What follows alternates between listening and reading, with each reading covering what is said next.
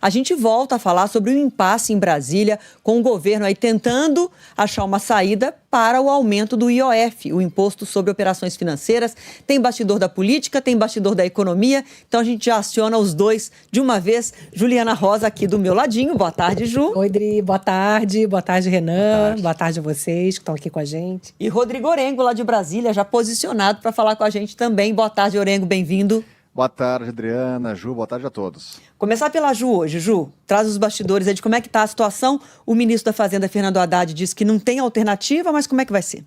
Pois é, a pergunta de $1 bilhão, né? Então, qual é o caminho, né? Se tivesse um caminho, já teria escolhido um caminho que fosse certamente menos problemático do que o IOF. O que eu apurei nos bastidores é que o governo parece que teve uma estratégia de colocar o bode na sala para poder forçar uma tentativa de vamos ver então agora, já que vocês não gostaram, vocês me ajudem a tirar o bode então.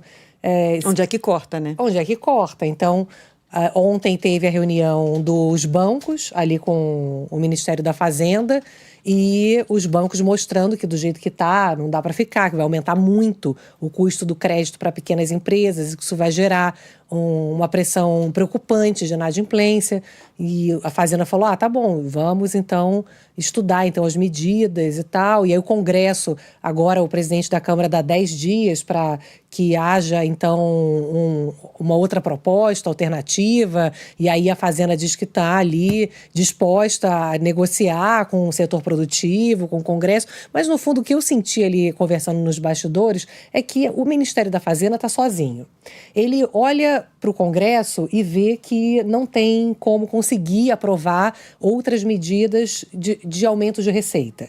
Eles conseguiram o que teria chegado no limite na avaliação deles, que foram as medidas que já foram aprovadas, que é aquela cobrança do imposto sobre fundos exclusivos, que é fundos de altas rendas que não pagavam imposto de renda, da mesma forma que fundos de investimentos, né, comuns, aqueles investimentos de brasileiros no exterior que também tinham benefícios. Então, eles conseguiram avançar com algumas retiradas de subsídios e o que eu ouvi é que existe um lobby muito grande no Congresso e que eles não veem espaço para conseguir continuar esse caminho de retirada de subsídios para que o governo aumente a receita. E do lado da despesa, eles também não estão tendo espaço político dentro do governo para poder fazer cortes estruturais, mudança de regras para mexer, fazer um corte para valer no ritmo de crescimento ali das despesas públicas. Eles ficaram encurralados, apertaram o botão de emergência do IOF, sabendo, obviamente, que eles têm uma emergência,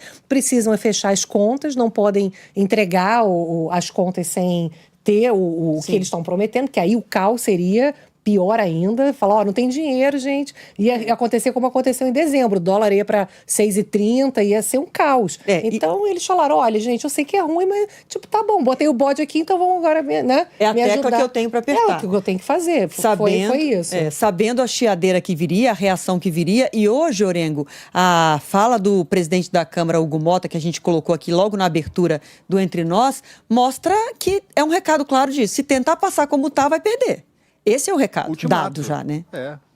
E realmente, Adriana, é uma faca no pescoço, porque o que o presidente da Câmara está dizendo, em outras palavras, é o seguinte: ou dá uma alternativa, ou essa proposta vai ser derrubada. E tem voto para isso. Mais do que a oposição, hoje, parlamentares da base do governo, na hora do voto, derrubam o aumento do IOF. E se tem coisa que é mais impopular no Congresso, não tem nada mais impopular que aumento de imposto.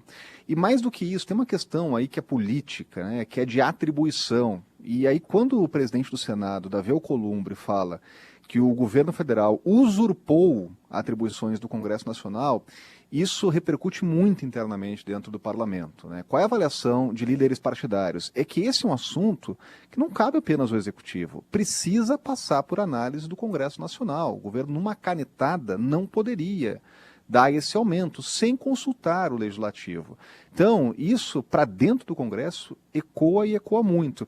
Agora, Adriana, a gente vê que alternativas precisam ser apresentadas, e aí quando o presidente da Câmara fala em possíveis alternativas, ele fala em propostas estruturantes. Fala até na reforma administrativa, que é muito necessário nesse momento. Esse é um debate que é muito pertinente, mas a gente sabe que reforma administrativa é medida de longo prazo, até porque todas as reformas que foram discutidas dentro do Congresso Nacional, por mais necessárias que sejam, de reestruturação do Estado, de redução de gasto público, sempre apontam para novos servidores. Sempre tem aquele velho debate do direito adquirido.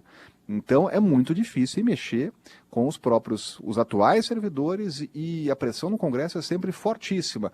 Agora, tem propostas que já estão no Congresso Nacional que poderiam ter um impacto mais imediato. A gente sempre lembra aqui do teto de gasto, aliás, do salário, né? Do teto e justamente dos salários, né? Que não podem ultrapassar e acabam ultrapassando com penduricalhos, né? Tem uma conta que dá aí, por ano, só de prejuízo, 10 bilhões de reais. E tem as emendas parlamentares.